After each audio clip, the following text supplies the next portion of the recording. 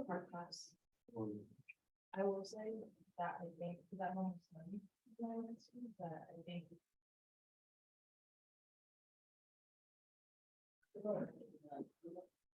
They actually too much.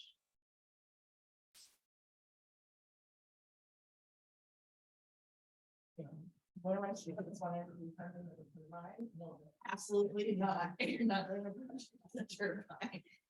Lots of turbine. They wanted to talk about efficiency. Turbine. No, it's something else. Part of it has to be strong.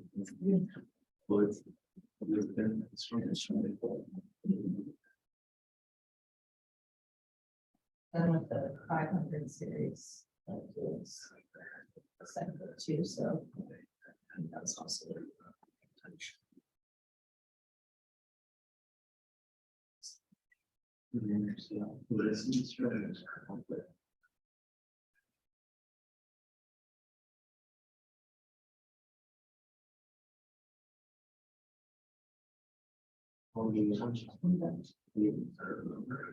You're welcome.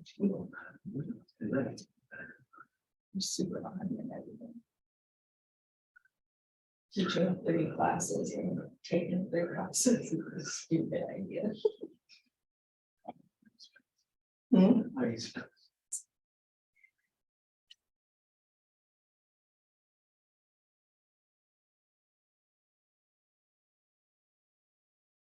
Sure. Lots of sure.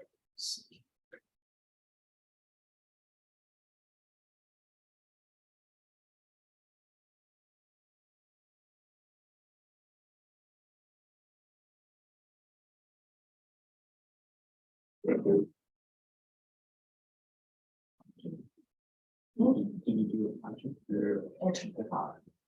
I was gonna do some engineering education for with Dr. Wise, but I missed an email of hers. And I didn't find it until this semester started, and she sent it in June. It was a situation where I sent an email, I got an auto reply, and that same day she. I never got the forward to my email, so I never saw it. So then I did it 2 times. It was the first guy. And then I don't find 5 classes. So I focused on 2. I touched on a 3rd, and I passed all 3 of those that I worked on. And then I felt really dumb because the 438 question was an example. So I didn't really. Well, it's a pass.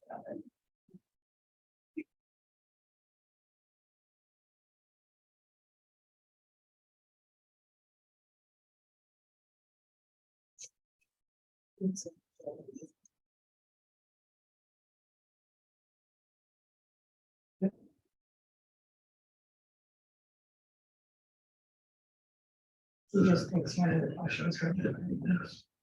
Except he doesn't think it will really one of the questions he put on me. It's weird. Yeah. And can go. Well, we have a question of the solar panel. That whole combustion cycle. It was simply the same. We need like.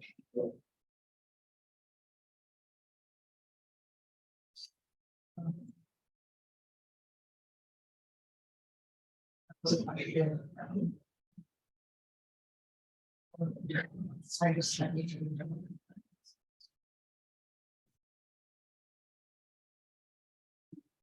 You haven't taken combustion.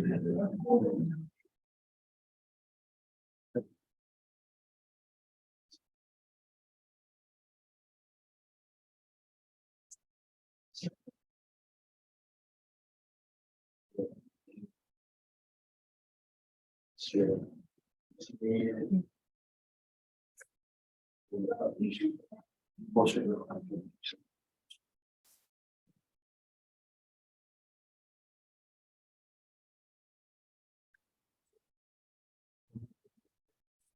Yeah, it was fun. That's how easy I'm worried. Something in a presentation.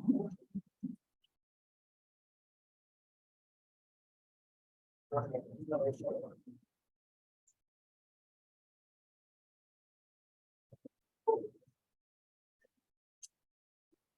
you were able to put questions in these.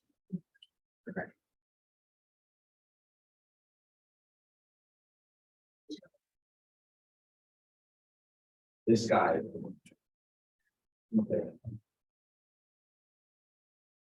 No, Ricky and I are.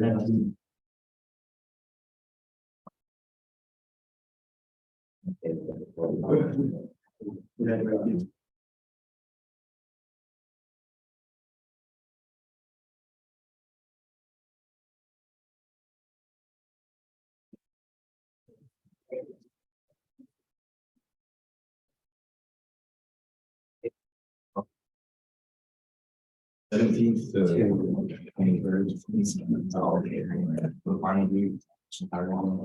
Okay, it's 5:30. Let's go get started.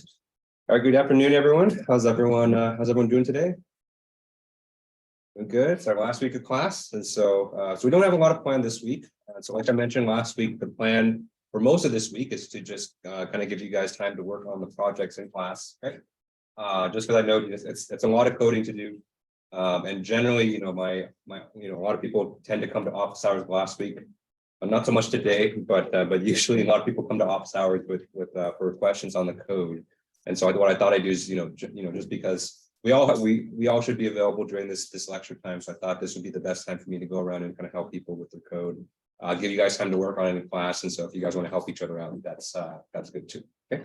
I did have one more example to do though. So there are a handful of people that are doing finite volume for the project. And so I want to make sure that I do one example in class where we do 2D time marching with finite volumes with implicit union. So the example we're going to cover today, it's not quite the same as the project, but it is quite similar. And so, hope for those of you that are doing finite volumes for the project, hopefully today is going to be useful. And in fact, the example code that we're going to do today, you just have to make kind of even just some small modifications to make it work for the project, at least for the basics. Okay, so we're going to do that. So we'll do that for maybe the first 30 minutes a day. We'll go over that example, and then I'll leave the rest of the time open so you guys can ask questions about the project. Okay. Okay. All right. That's about it for me. Are there any questions I can answer before we get started for today? Okay. All right. So let's go and get started. So today we're going to do 2D finite volume unsteady problems. Yeah, question. Will these kind of problems be covered on the final? If you're doing finite volumes for the final project, yes, but we don't have a final exam, if that's what you're asking. Oh, we don't have final exam. No, it's just the final project.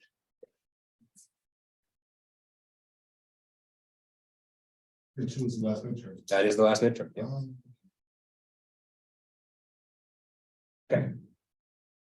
Okay, so 2D finite volume problems that are unsteady, right? So remember, whenever we say unsteady problems, we mean problems that have the time derivative. Okay? And in particular, we're doing 2D finite volume problems. Okay? And so our full equation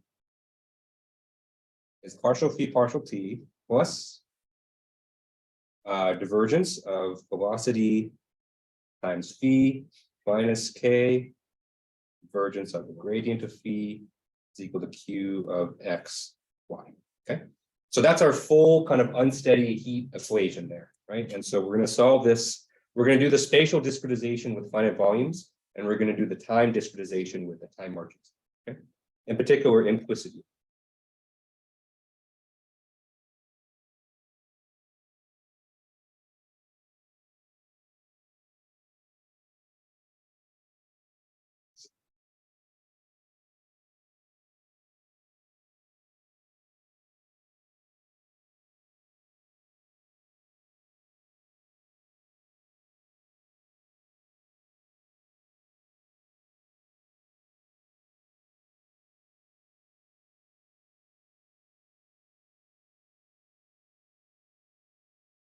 Okay. So we did kind of a fairly lengthy derivation last time. So what I did last time was we took this full equation here, we applied finite volumes, And so that means we integrated the equation in 2D, and then we applied implicit Euler on top of that. Okay, so I'm not going to go through that whole derivation again, because I think that took the whole second half of class. But what we obtained from that was an equation for the interior cells. Okay.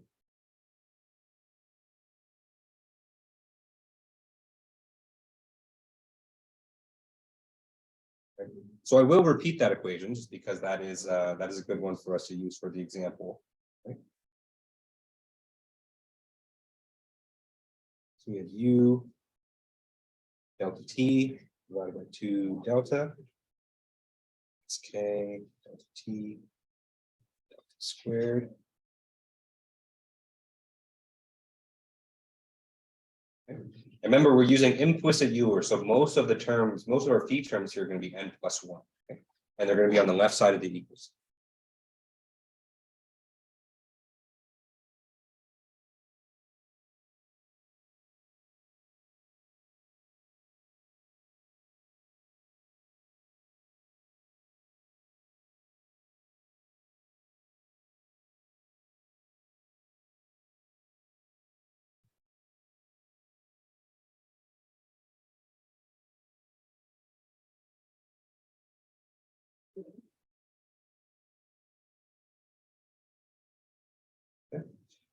So those are the coefficients for the east, north, and the west neighbors.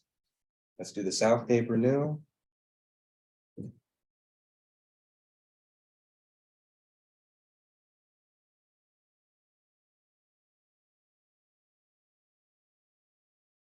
And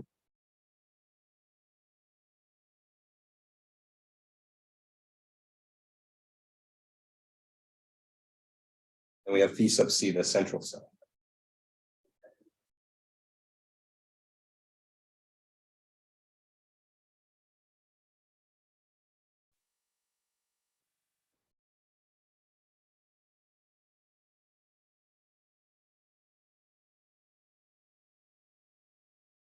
Okay, so it's a long equation.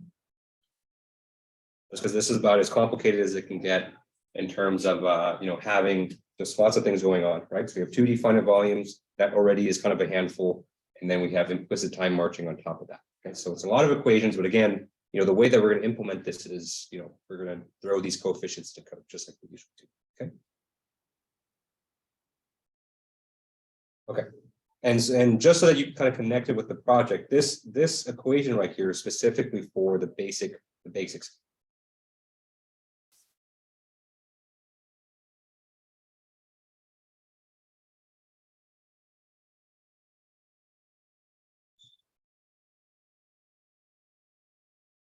And so if you've already taken a look at the project, you know that the project kind of split into 2 parts. And so the first part is just the basic scheme. And so that would be kind of what we have here. And the second half would be implementing the higher order terms, okay? Or higher order scheme for convection. Okay. And so when we do an example next, we're just going to directly apply this equation here to solve for the equations for the interior cells. Okay? I think another thing that's useful is to kind of know how to break this up in terms of the integrals, right? Remember, the way that we obtained this equation right here was that we performed each of the 4 integrals, right? So we performed integrals on the north, the south, the east, and the west faces of the cell, and then we added them all together. Right? And so the way that you're going to see this implemented in the code, or at least the way that it kind of makes sense for me to implement this, is to perform each integral separately.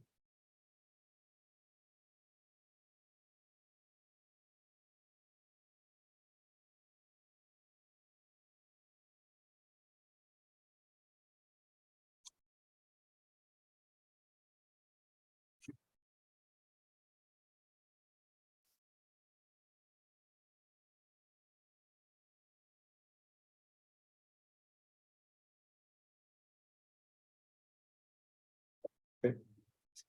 So let me give you an example of one here, because it's a little bit different, but because of the time marching, the coefficients are going to be slightly different.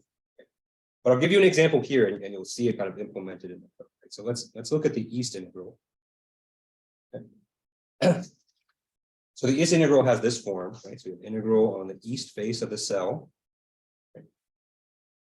Sigma v n sk gradient of phi n hat ds. Okay. And then when we apply our integration rules to this, we get the following coefficients.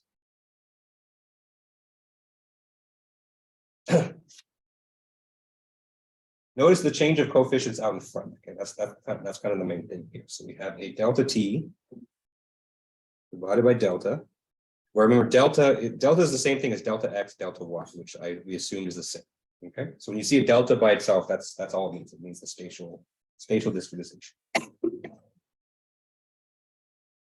We have u sub e plus u sub c divided by 2 minus k b sub e minus b sub c divided by delta. Okay.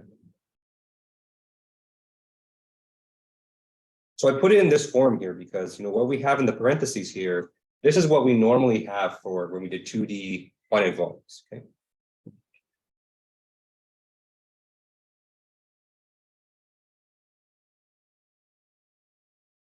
Okay. This is when we were just doing steady volumes.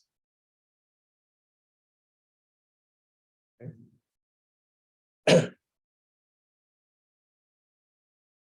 What's different here, of course, is the coefficient out in front, right? And so I pulled that out kind of on purpose.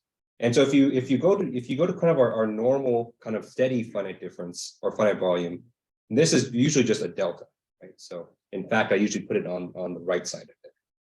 But because of the time marching and because we did kind of forward difference for time and we integrated the time derivative, it kind of changed the coefficient out. Okay. So this right here is a change.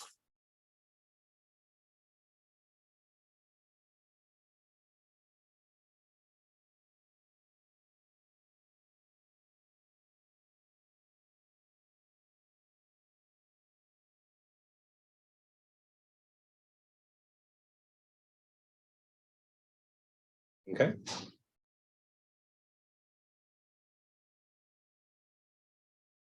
Right. So because we're time marching, we have to have the delta t there. And in fact, we divide the entire thing by delta squared. And so that delta squared on the bottom is going to cancel out with one delta up top. And so that's why we just have one delta on the bottom. Okay. All right. And so if we distribute this through, then what we get is the following. Right? So for each cell here, or for each neighbor, right, what we have is a u delta t divided by 2 delta, okay, minus k delta t over delta squared. This is multiplied by phi sub e, okay, plus given u delta t 2 delta plus k delta t divided by delta squared b sub c. Okay, so this is the contribution here just for one integral in time marching. Okay.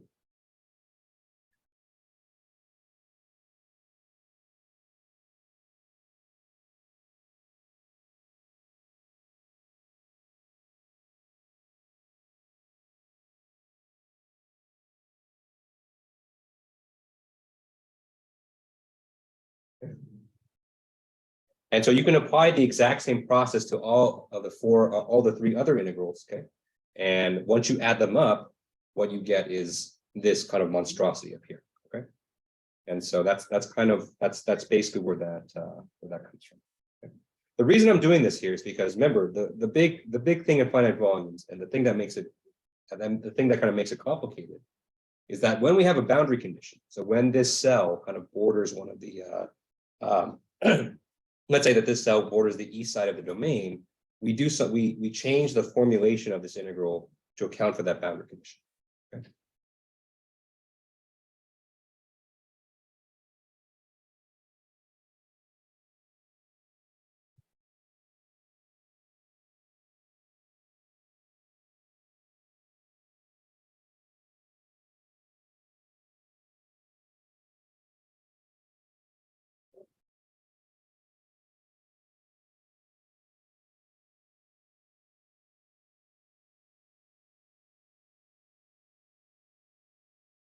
And so that changes our overall equation for this particular cell. Okay. But for the case where you have neighbors on all sides, okay, and you repeat this kind of same process for the north, the west, and the south integrals, you add them all up, you get this equation up here. Okay. So this kind of boxed equation right here is kind of the result of adding up all of these when you have neighbors on all sides. Okay. But in the code, what you'll see is that I'm going to break this up into basically four different if statements to account for those boundary conditions. Okay. All right, so I only did the one for the east integral here, but if I did the north, all the other three integrals, it would just be busy. But, it's the same kind of logic. Okay, any questions on this? Okay, all right, so let's do an example. We'll do a couple calculations by hand, and then we'll spend most of the time in the code. Okay. All right, so let's consider the following equation. So we have partial phi, partial t, plus 50 cosine of pi t multiplied by partial phi, partial x, plus sine of pi t partial phi, partial y is equal to 3 partial squared phi partial x squared plus partial squared phi partial y squared is equal to 3 or plus 3xy. Okay. So we want to solve this equation here using 2D finite volumes and using implicit Euler for the time discretization. Okay.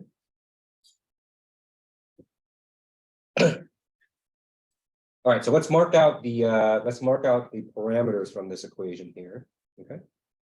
So this 50 cosine pi t, this is the coefficient in front of partial phi partial x. So this is our x velocity u. Sine of pi t here is our y velocity v. 3 here, that is our diffusion coefficient. So this is k, or I guess sometimes in the code I call this visc. Okay, so visc is short for viscosity. It's an old habit of mine because I'm a fluids guy, but it's the same thing. And this 3xy here, this is our source term. So this is q of x comma 1.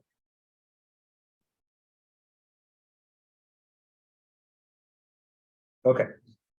And for this problem, let's pretend that we have a time step size delta t of 0.1 seconds.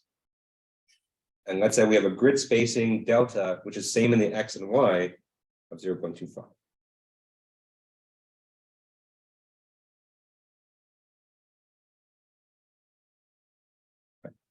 And then we're going to solve this equation on the following domain, at least by hand first. In the code, we'll beat this up.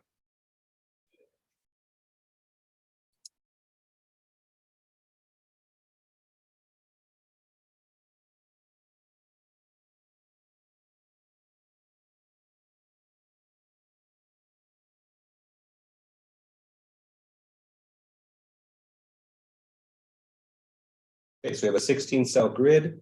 We're going to have Dirichlet boundary conditions on all sides.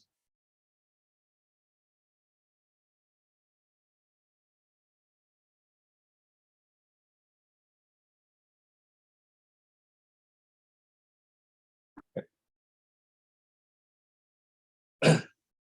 And then we're going to go with that. Okay. I'll do two hand calculations. So we'll do an interior cell where we basically plug everything in here. And then I'll show you how to do one of the boundary condition cells. So because all the boundary conditions here are Dirichlet, they're all kind of applied in a similar way. But once you kind of see one by hand, then they all kind of make the same sense. Okay, any questions on the setup for the problem? Okay. All right, so let's go ahead and take a look. Okay, so for the interior cells, we can just plug in.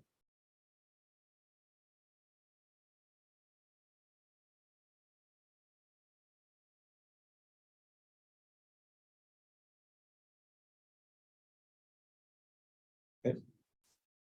And by plug in, what I mean is this first box equation that we went through today. Okay. So I'm not gonna write down this equation again. It's kind of a lot to write down, but basically we have everything that we need here. Right? So we have u, we have delta t, we have delta, we have V and K. Okay. Of course, some of these expressions here are going to be functions of t, right? In particular, U and V are functions of t, right? And so, we just need them as functions of t. Okay. Okay. And so if we plug in for those, what we get is the following. So we have 10 cosine of pi t minus 4.8 times V9 and plus 1 plus 0.2 sine of pi t minus 4.8 10 and plus 1. This is for cell 6, by the way, I should say. So 6 is one of our interior cells here. Okay. Plus minus 10 cosine of pi t minus 4.8. Okay. B5 and plus 1. Okay. Plus minus 0.2 sine of pi t minus 4.8. B2 and plus 1. Okay. Then you have 20.2 B6 and plus 1. And this is equal to 0.3 XC YC plus B6 at N. Yes.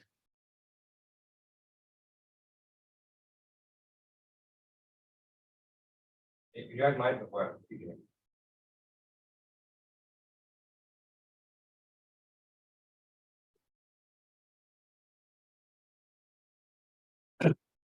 Okay, and so I know I did this for cell 6, but you can apply this for any other cell. You just replace the appropriate names. Okay, and so for this kind of simple grid here, we have cells 6, 7, 10, and 11. Those are all our interior cells. Okay. All right. Any questions on this? Yeah.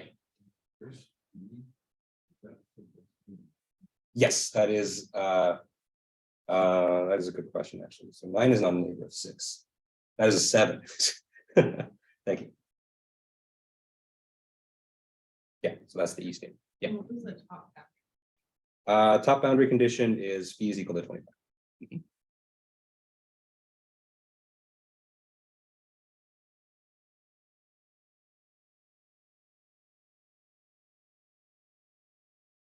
All right, any other questions on this part here? Okay. All right, so let's do a boundary cell. Okay, so that was cell 6. Let's do cell 5. Okay. So cell 5 borders a boundary condition on its west side, right?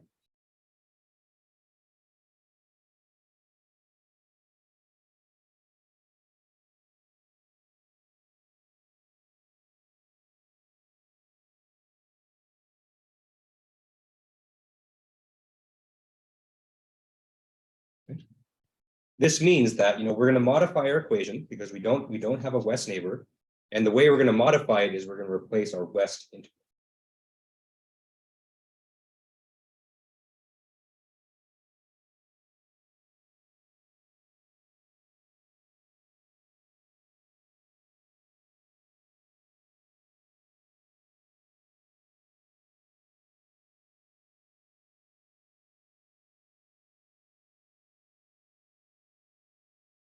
Okay. So let's go ahead and do that. So our west integral. So all the other integrals are going to stay the same. Okay, so the north integral, the east, the south integral, they're all going to stay the same. And so we're only going to replace the west. So integral west. It's all the same. So I'm just going to do dot, dot, dot. Okay, is equal to. Let's put our coefficient out in front. And so just like we talked about before, we're going to have a delta t over delta out in front. And in the middle here, we're going to replace everything with the Dirichlet boundary. Okay. So I'm going to do this using generic variables just so that you can apply it for anything. But for this particular example, the Dirichlet boundary condition is 50. Okay. But just like the kind of the normal notation that I do, I'm gonna use phi sub naught here. This is going to be our Dirichlet value.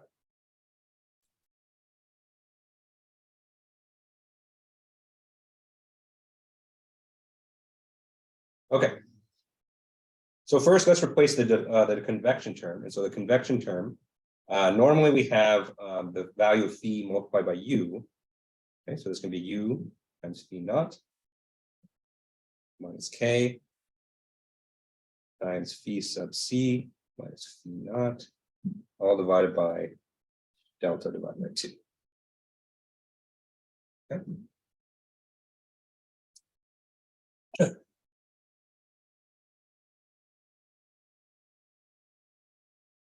So this first part here, this is our convection part. And this right here is our diffusion part.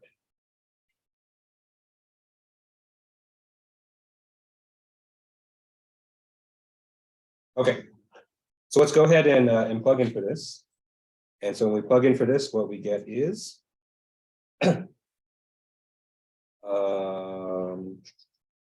we have is I'm going to go ahead and sort this in terms of the coefficients, right? And so we have a positive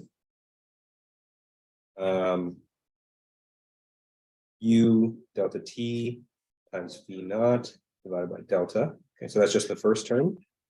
Okay, then we have plus k plus 2k phi naught divided by delta squared times delta t. Okay. And then we have minus k minus 2k phi naught delta t. Sorry, no phi naught there. Minus 2k delta t all over delta squared times v sub c. Okay.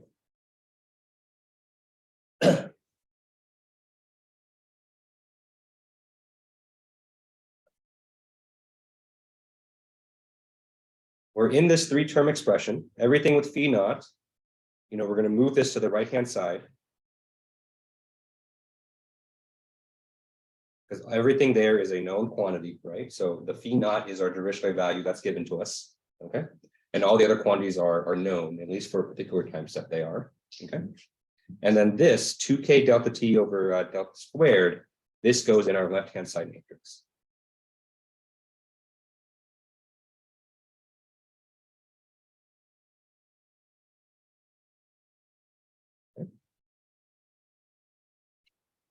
All right, all the other integrals you evaluate the same, and so I'm not going to go ahead and repeat those because you have neighbors on those sides, but this is an example of how we adjust for the boundary condition. Okay. For the project, it's even easier. So for the project, I don't give you any Dirichlet boundary conditions, but the project has all Neumann conditions of 0, actually. So for the project, is actually very simple.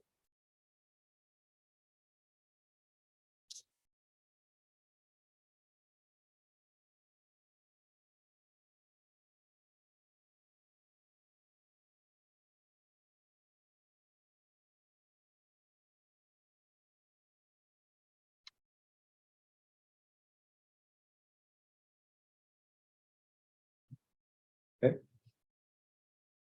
And so remember, for Neumann conditions in finite volumes, we replace the entire integral with the Neumann condition. Okay? So that means the entire West integral for the project, you're just going to set it equal to 0 if you're on the boundary.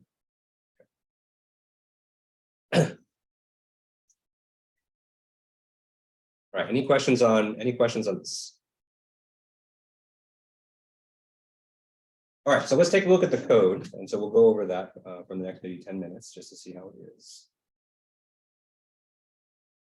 Should have downloaded it.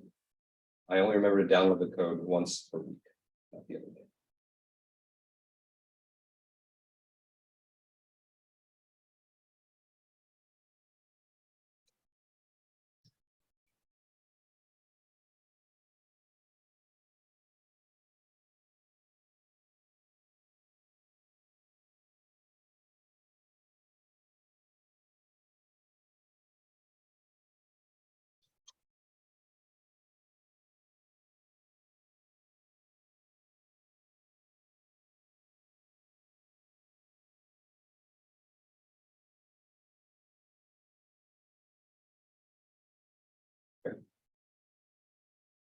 Okay, so here is the code. Okay. All right, so section 1 of the code here, this is, we're defining all our variables here, so this is all the same. And so, what you'll notice here is that I don't define the velocities here because they're changing with time. Okay, so we're going to define those inside the time. Okay, so let's come inside the time loop because this is where most of the action is going to be. And so we have our time loop here. So we're looping over all of our time steps. So for each time step, we're going to be computing our convection velocities, u and v, right? So our x velocity is 50 cosine pi times t, and our y velocity is sine of pi t. Okay. And what you'll see me do here, so you see me do, you should maybe have noticed that I did this in the project too, is I reset the left-hand side matrix and right-hand side vector, just so that we don't have anything kind of left over from the previous time step. Because basically for every time step, we're going to be defining this these two data structures. Okay. And so inside our time loop, we have our space loop now. Okay, so we're looping over all cells, I and j. So I goes from 1 to nx, j goes from 1 to ny. And then from here, we jump in. So first we compute the ID numbers. And so this is all, fairly standard. So we have the ID number for phi sub c. So that's nx times j minus 1 plus I. Then we have the ID numbers for the west, the east, the north, and the south neighbors. And this is where, things get interesting. Okay. And so you can see here, I have separate blocks of code here to evaluate each of the integers. Okay, so I have one for the east integral, one for the south integral, one for the west integral, one for the north integral, and that's it. Okay, so let's go over the east integral here just to kind of make sure that everything is looking good. Okay, so we have two cases, right? And so we evaluate the east integral differently depending on if we have an east neighbor or if we're on the bound. Okay, so those are kind of our two conditions. And so we use this if statement here to kind of go between those two conditions. Okay? So first we check. And so first we check to see if we have, if we're on the east boundary of the whole domain. Okay. And so if our I value is equal to nx, that means we're on the very right side of the domain. That means we're not going to have a neighbor on the east. Okay. And so in this particular case, we are at the boundary. And so we apply our Dirichlet boundary.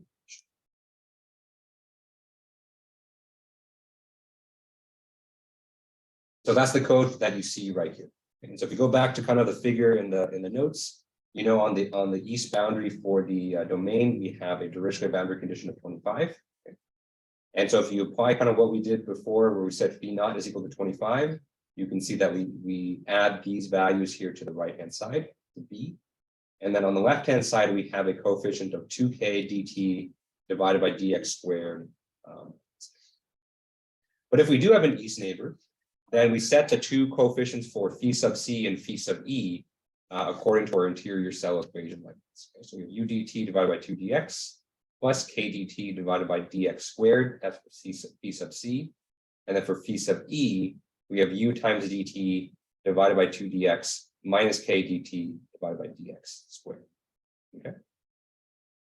All right, and so you can see here that for these finite volume problems, it makes kind of the most sense to evaluate each integral kind of one by one. All right, any questions on this here? Okay. All right, and so you can see the same thing for the south, same thing for the west integral, same thing for the north. Okay, so they're all kind of the same thing, and so in all four of these integrals, we're going to check and see if we're on the boundary. Okay. We're on the boundary of the entire domain. And so if we are, we apply a boundary condition. If not, then we apply the interior. Let me show you what it actually looks like for the project. Okay? Because for the project, we have a Neumann condition of 0.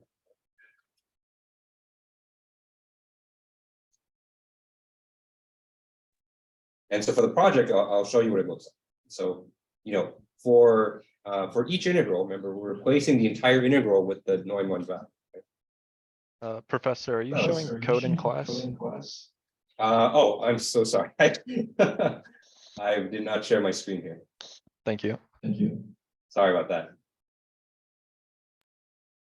You guys are staring at my iPad the whole time. I'm so sorry. Okay. Just for the Zoom people, let me kind of go over this code again right here. So sorry for the people in class. You guys are gonna kind of see it again. So, this is the code that I've uploaded on Canvas. And so if you go to week 16, this is the code that we have here. Okay, so it's 2D convection diffusion FEM. Basically the main point of the code is, we're going to jump down into the time loop here. Okay. And then inside the time loop, what you'll see is that we're evaluating each integral kind of individually. So just like we kind of talked about in the class. Okay. And so for each integral, you kind of have two different cases. So you have a case of, if we're at the boundary. And so if we're at the boundary, then we apply our Dirichlet boundary condition. But if we're not at the boundary, then we have a neighbor. Okay, so that means our E cell or E side faces the interior of the domain. Okay. And so in that case, we can apply our interior cell equation, right? So we have a coefficient for phi sub C and a coefficient for phi sub E as well. Okay. Okay. And then what I was getting to was the project. And so for the project, the boundary condition, the main difference between this example code here and the project is the boundary conditions. Okay. So instead of having Dirichlet boundary conditions, we have Neumann boundary conditions instead. Okay. And in fact, we have a Neumann boundary condition of 0. And so what this means is that we're going to replace this entire integral with 0. Okay, and so that means that on the right-hand side, we have b at my ID is equal to 0.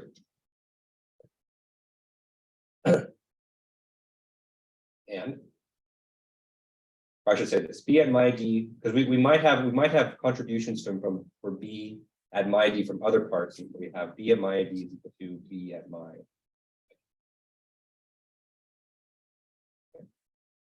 And so in other words, you don't want to set it to exactly 0, because remember this right-hand side is kind of collecting contributions from all the other inputs.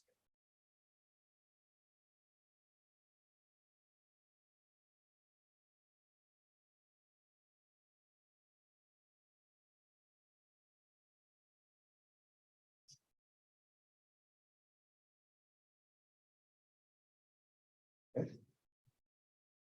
And then you can have a and my ID, comma my ID. Okay. In this case, we're not going to assign any coefficients. So we can just say that a at my ID, comma my ID is equal to a at my ID, comma my ID. Okay. And so same thing here. We do not add any new coefficients, but we do not want to mess up and might be there.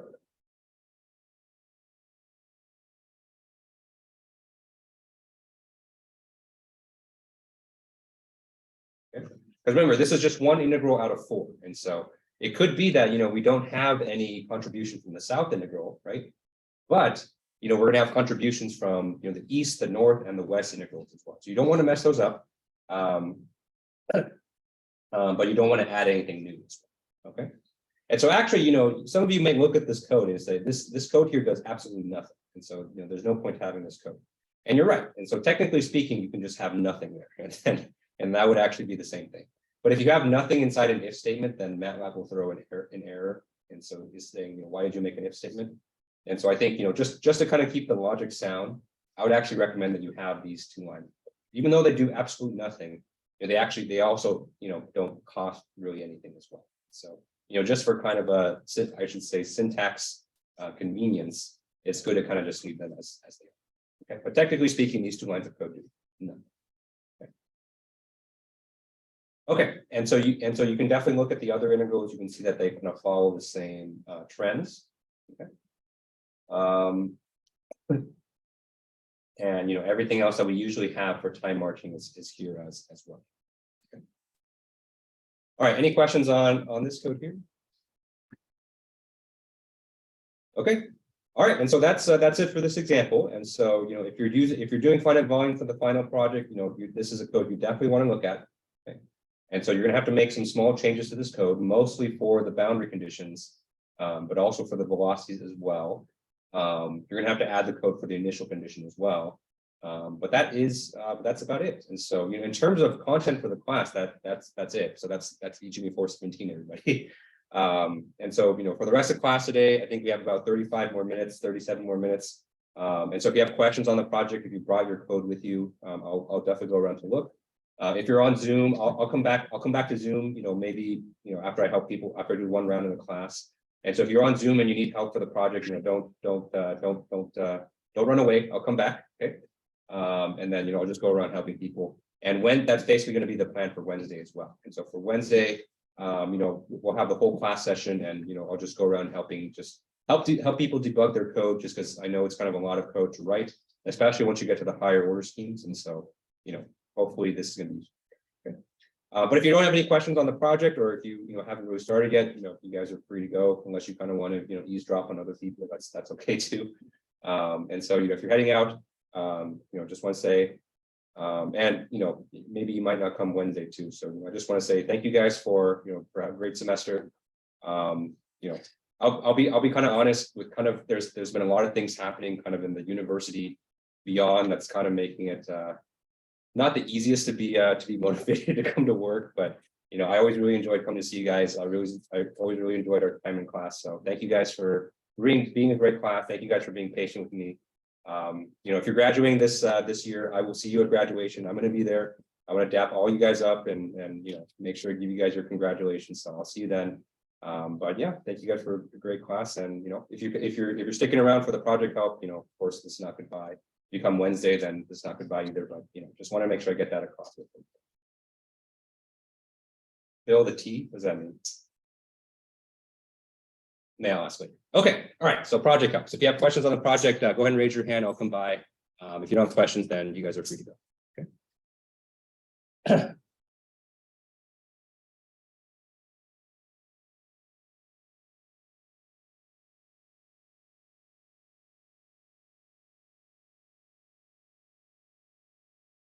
Okay. Yeah, let's take a look. So the thing I think with this code is that it kind of has to be right. Otherwise, it kind of gives you maybe that you have one small error.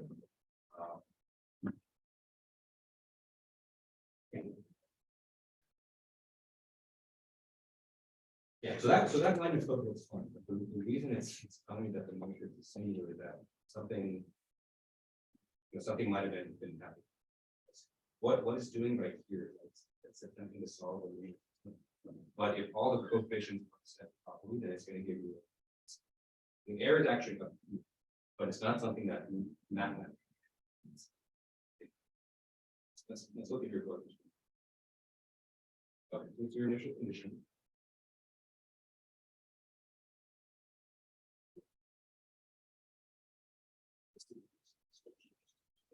Okay, yeah. Yeah. Yeah. Yeah, that's perfect. No. And that actually pays, K matches up better. Yeah. Oh, that's perfect. Yeah, I use this because I use that, so I use this class, but K is more consistent. Yeah.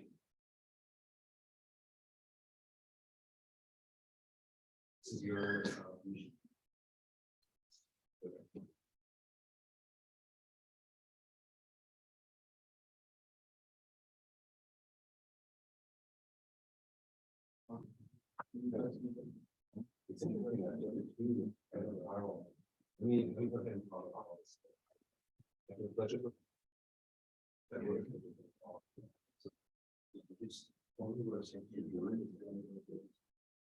okay, so your initial condition was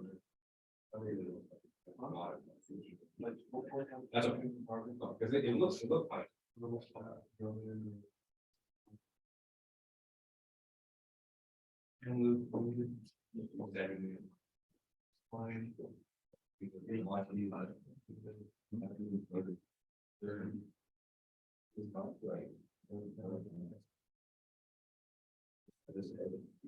Oh, okay.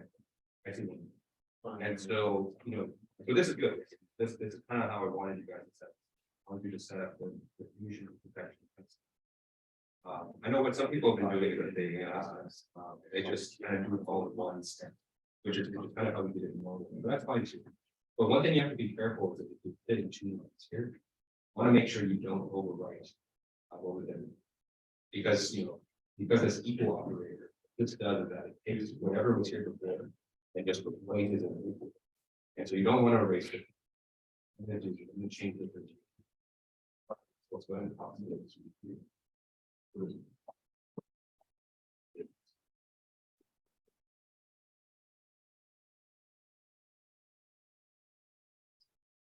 Okay, so what that's gonna do is that this is gonna tell Matt about it, but what I had there before. You know, you said here, you just adding this exactly, right, so you're gonna want to look at all of this. So that would be this. Yeah, well. So for this one, it would be, so for this one, you wanna make sure that when you have here magically. That you. that- Yeah, so I'll let you. I think everything else here. Yeah, all of these. Once you kind of make those. One thing that could be happening is that, so the diffusion is really important. The diffusion actually has to be in this, and so you have just convection, and that might actually be. I'm like.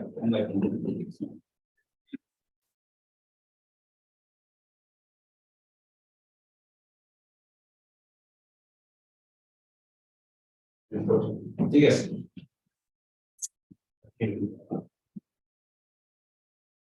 No, we're moving on the top, and so you want to make sure I get part of it. It could be, but I looks like more. It does, it's so hard to.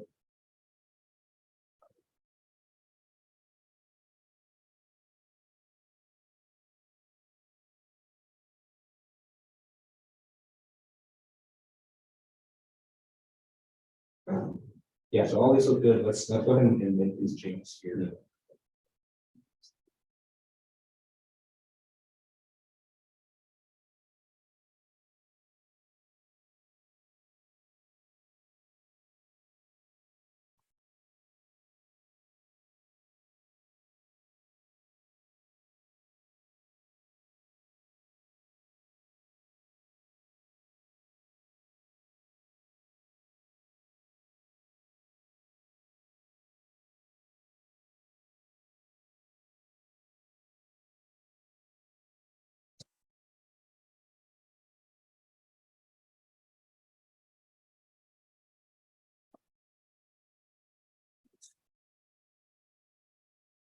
No, so the F for F is just a difference. So it just prints F. Couldn't be any issue. In fact, the code doesn't get it. Oh, that. But usually when you have a singular matrix, that is one, some coefficient just takes that properly.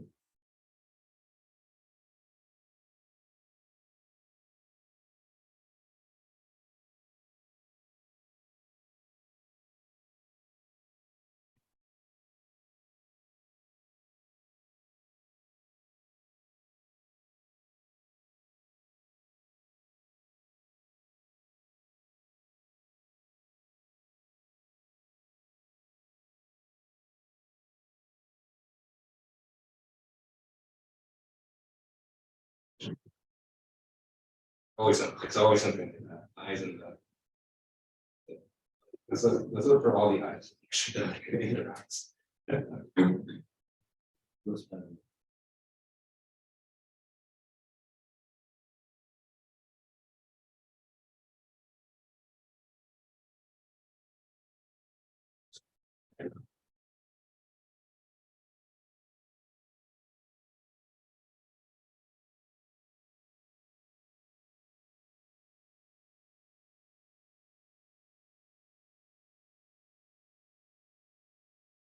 I think we got zero. Mostly for the, mostly for the.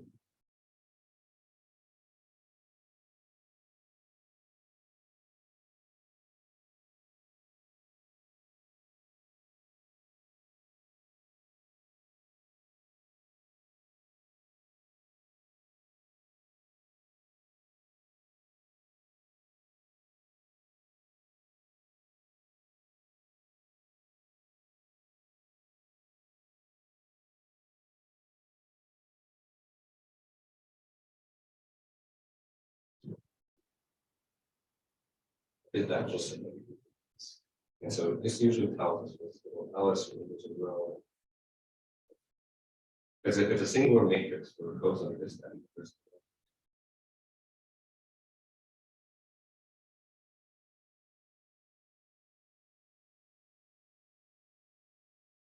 These are around here.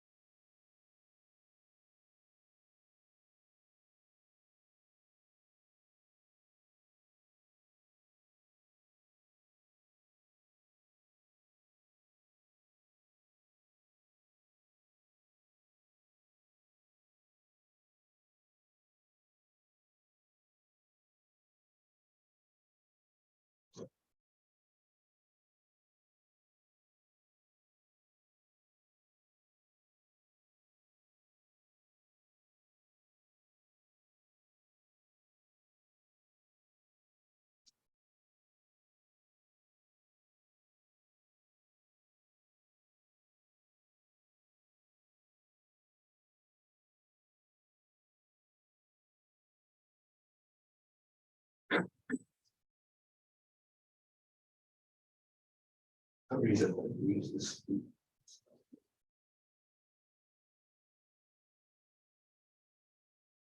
So as we're doing this, it should be assignments. Let's go ahead.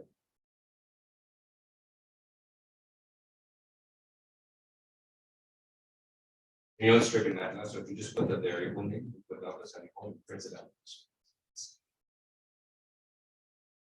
So,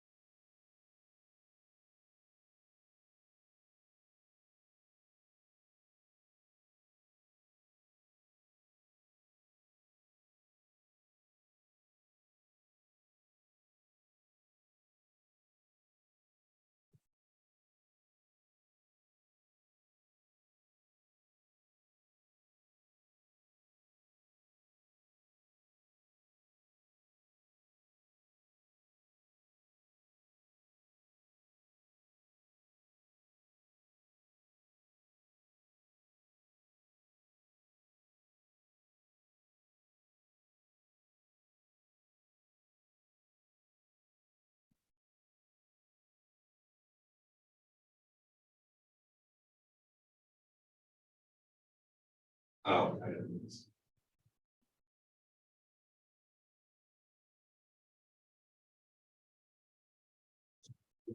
know. Yeah, yeah. I don't think there's any- So it's so you can use either action. And so as long as you're kind of consistent, and what's happening is that when you go into this loop right here, the my ID, or you had it, I think it was because I had to start. Someone else ran the same it thing. did. So Yeah. that's why I made a confidence. I was gonna. You should ask them. Yeah, so that was my bad. Well, that's why I all right, fixed it. Maybe I can find it. I think you did. I just had this previously. Oh, okay. I forgot to do that. Oh, I see. Oh, no worries. I had made it. So. It's just kind of. It's always something like it's always nice. Yeah, it should work. Let's change this. No one else was having to do text. Do the next image.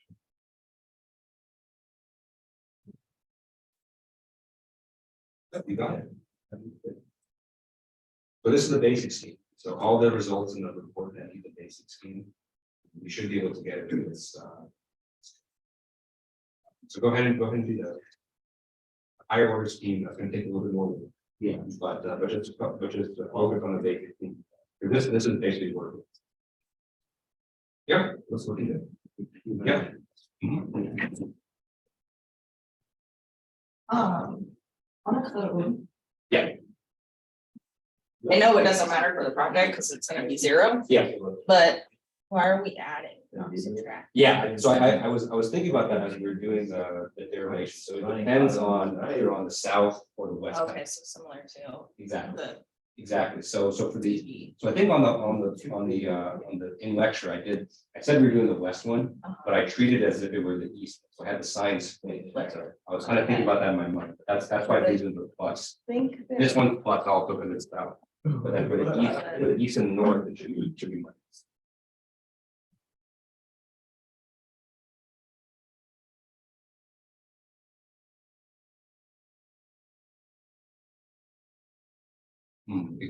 It could be that, so for that is that's the diffusion.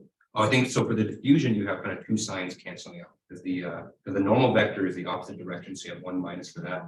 But then for the diffusion, we flip the forward difference instead. Okay. And so for the west and the south, it's phi sub c minus phi sub w, but for east and north, it's phi sub e minus phi. So for the K term, that's gonna be the same sign. The convection term is gonna be the opposite. Okay. Yeah. Got it. Thanks. You want to get the boundary condition? I think your code might have the same thing with the ID. I think, yeah, my ideas for the boundary conditions, I struggle with them and it's not working right. Let's take a look. Is that what it showed in the video? Yeah, I don't say it's not working. Okay, So something's wrong because it's not thinking squirrel, it's thinking, oh, that is no, it's something. All right, let's take a look. Your interior cell.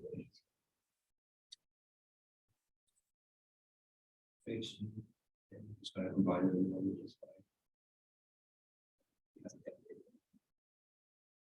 I think this is one thing that I'm wrong here. Yeah, let's take a look. We go to the left side, right? The left side, we're going up the leftmost column. And so our I values are fixed here. So for the boundary cell, or the boundary nodes, I should say, the I value is 1. That's the x value. And then for the inner neighbor, the I value that's 2. So this is minus. Okay. Now for the top. All right, so for the top boundary, we're moving over I, right? And then we are continuing the ID numbers here. So our J value is NY for the very top. Okay, so that's good. And for the inner ID, we have J minus NY minus 1. And so NY minus 1 minus 1 is NY minus 2. Plus I, that's good. Right. We move J, and then I use NX, but I get the next one. Good. Well, that is good.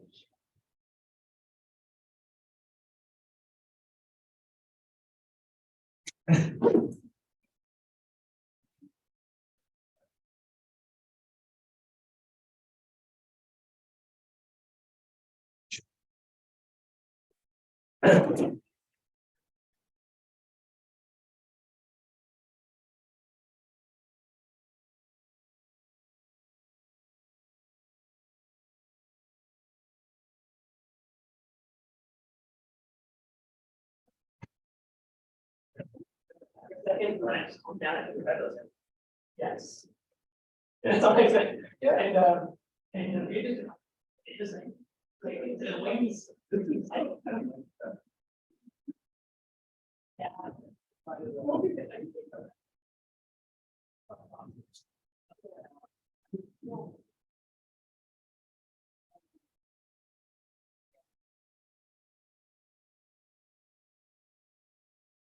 Tricky things about it. It's always something we really don't know. It's different for everyone. So we go through every code and fine tune.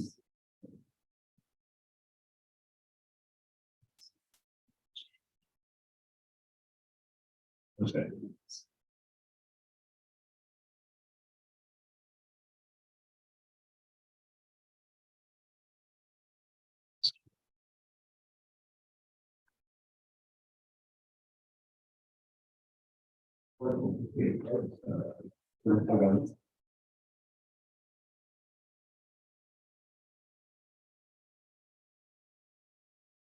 About this.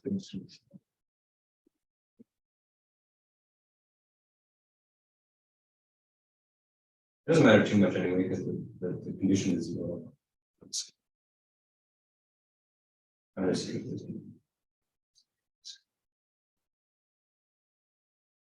System of my publication.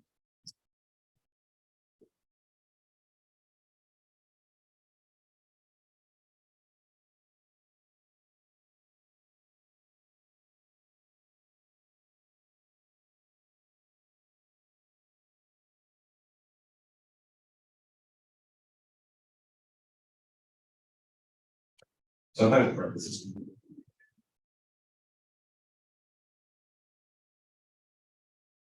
Just to make sure that those squared.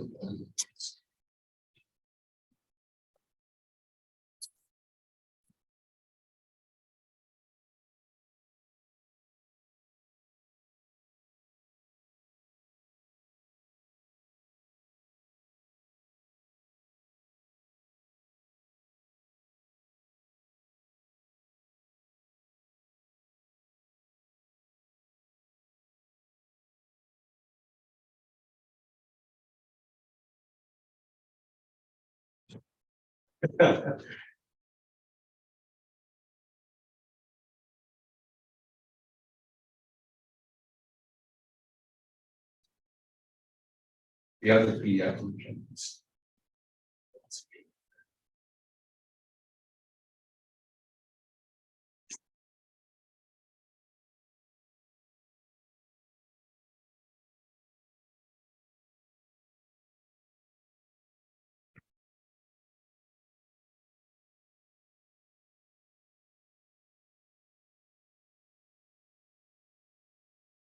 Square, just trying to sign or I think that might be an issue.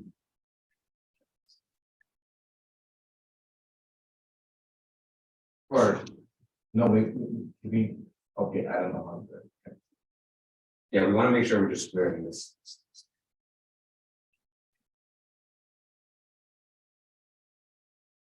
It's a process of elimination. The coding is all about.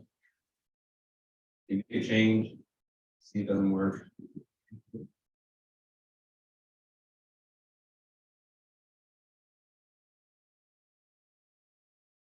Yeah, the result kind of makes it seem like it's real.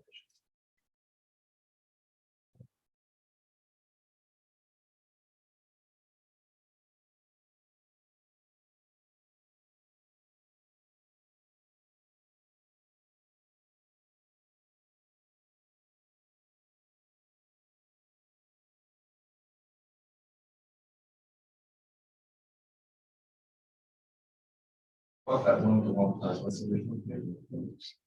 That one plus should be there. So that's that. This one comes from the time period. You're adding the top, you're moving. It's adding. No, it's adding. It's a whole different term. Oh, okay. Yeah, so it should be outside all this.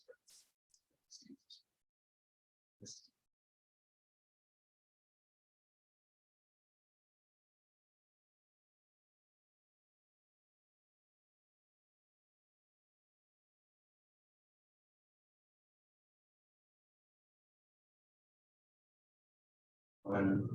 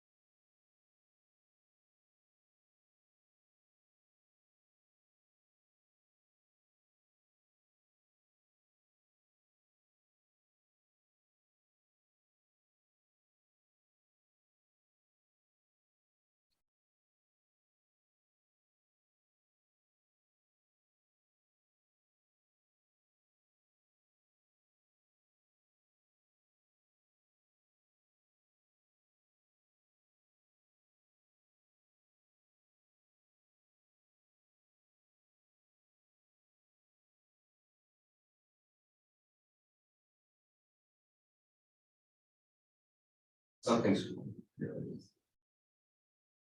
Very nice.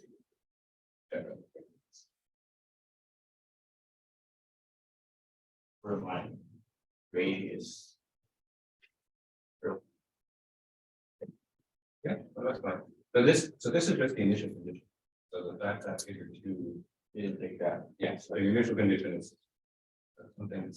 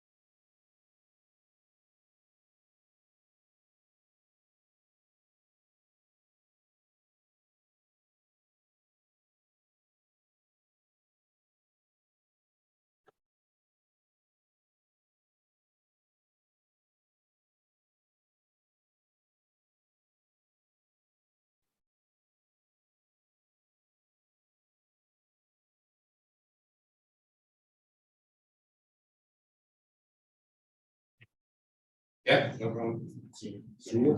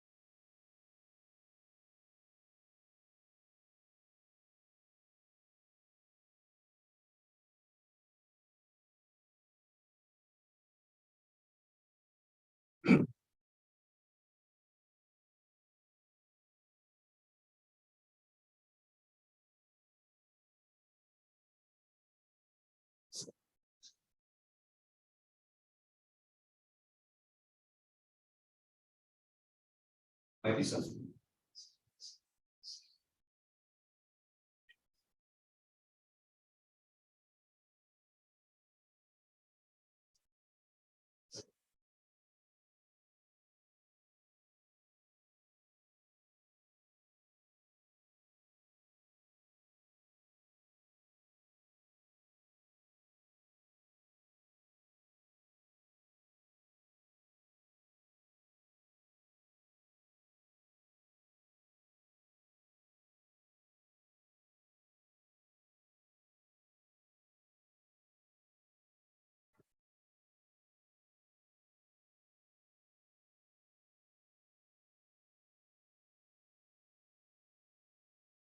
What are my notes here? Yeah, that was some.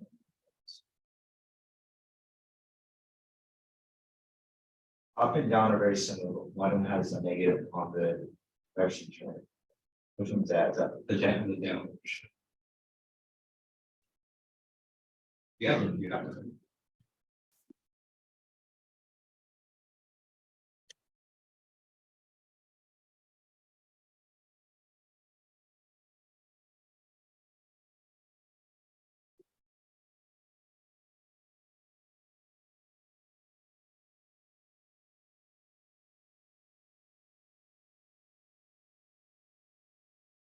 I think they just do it.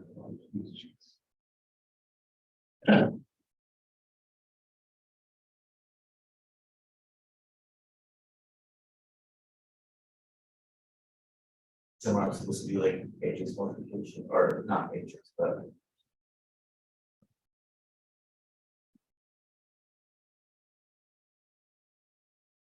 Multi-factors in with the dot sometimes. Shouldn't be.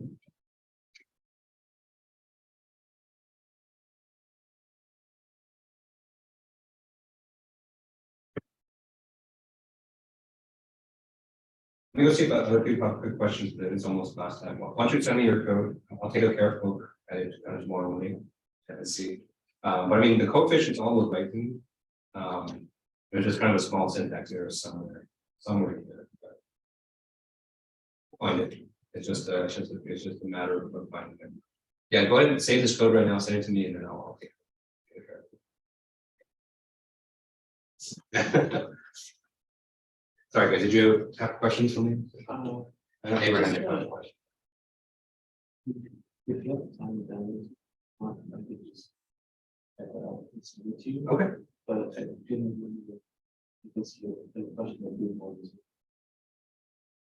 In terms of the report, finding volume and if it's really gonna do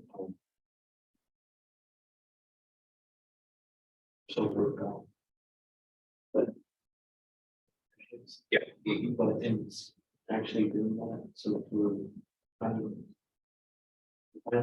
difference, it's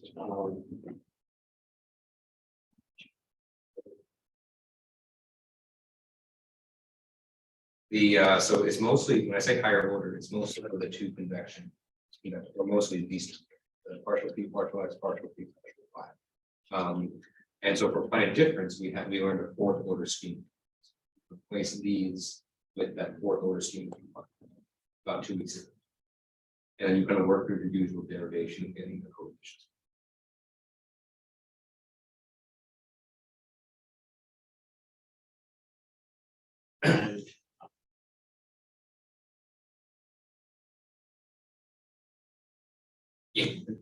Yeah, so the quick scheme. So that one's gonna be a little more complicated. So the structure for that code is gonna look a bit more like this, where you do each kind of integral individually.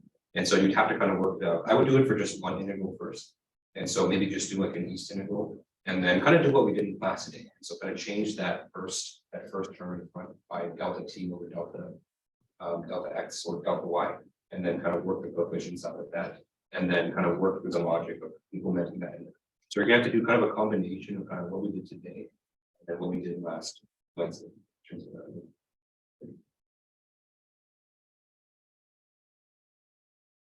Yeah, I'm gonna be a little bit tricky. I feel like we don't figure it.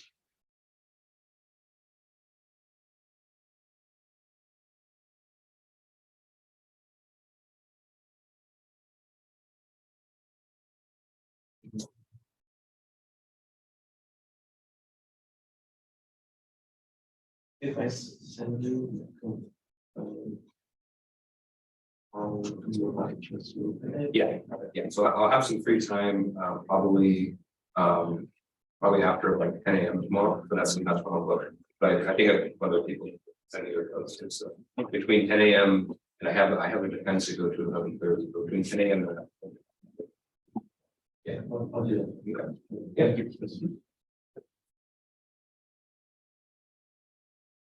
I'm sorry. Did you have questions on this one? Okay. So for the x position and the y position and the multiplicity. Yeah, so remember, so for the x position and the y position, that's like xc and yc, or it's the positions of this particular, right? So we're at node I comma j. And so if you kind of look back at our previous codes, like we had some code there to compute, what's the physical coordinate when you're given I and j. So I and j, those are kind of like the indexes in the x and y direction. And so if you multiply, like say for the x position, so you take I and you multiply by dx, right? But the I tells you how many nodes you are. It basically tells you, you're on the fifth node, basically the fourth or the fifth node in the x direction. And so if you multiply that by dx, then that gives you the physical coordinate. Right? Does that kind of make sense? So let me grab my.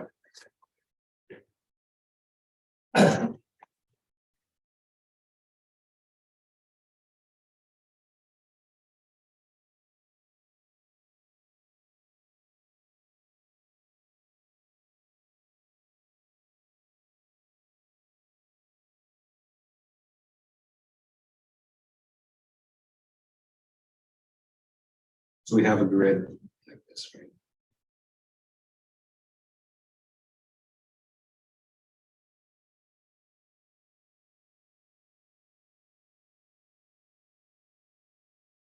And so remember, I is the index in this direction, right? So this is I is equal to 1, I is equal to 2, I is equal to 3.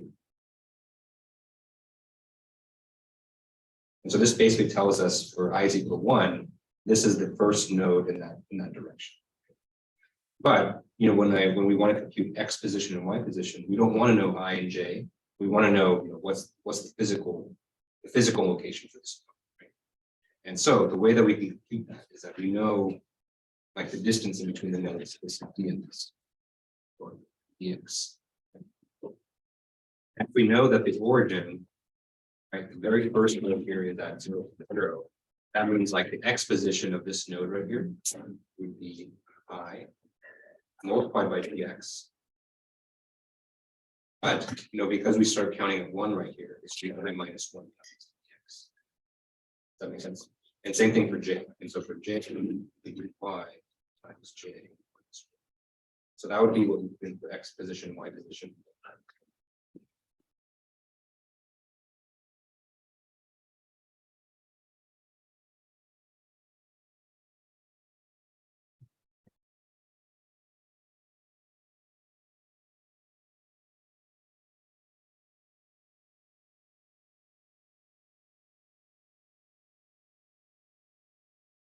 But for the y, you're going to use j.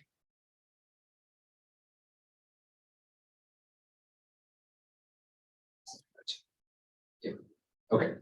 So for the x velocity and y velocity, that's actually given to you in the PDF. And so you can just copy that exactly. So this would be for you, this would be for me. So that just goes directly into yeah. Yeah. So that's for that you just have to plug in. So that's pretty straightforward. And then for the next part is the IDs, right? So this is the same as we usually do 2D problems, right? So the thing that's hard about 2D problems that we kind of have to we have a few different kind of each node here has kind of three different things it needs, right? So for each node you have the I comma j, we have the x comma y. So we just did the x comma y, that was the x position, y position. But then they also have their own unique ID. So this is like 1, 2, 3, 4, and so on and so forth. Okay? And so to convert between these, basically to go from its I and j coordinates, which we know, right? We know the I and j because we want to compute its ID number. The ID number tells us kind of which row in the matrix this is going to be. And so for this, we use an ID equation. So this goes all the way back. So if you go back to I think our lecture notes is on 2D diffusion. You have ID is equal to j minus 1 multiplied by nx plus I. So that would be like the ID equation for this particular. And then you would modify this equation for the left neighbor, the right neighbor, the top neighbor, and the down neighbor, depending on I plus 1, I minus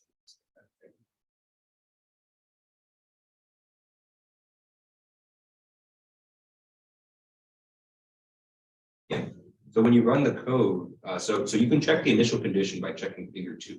So what is so your figure 2 should kind of look like. Like it should look like kind of a thing with like a sun in the bottom. So let's go ahead and close this one. Yeah, so this is the initial field. So this is good. So that looks good. Yeah. Yeah, go ahead and try the rest of the so if you look at kind of you know, I know you sent me the email. So the codes that you want to look at are like the 2D implicit Euler for finite difference. So I think that was probably like we did 7, 8, or 9. And so there should be a sample code that kind of shows you kind of how to do these coefficients. So go back, reference that, and make sure you kind of understand that. And that should kind of tell you how to. Yeah. Mhm. Yeah.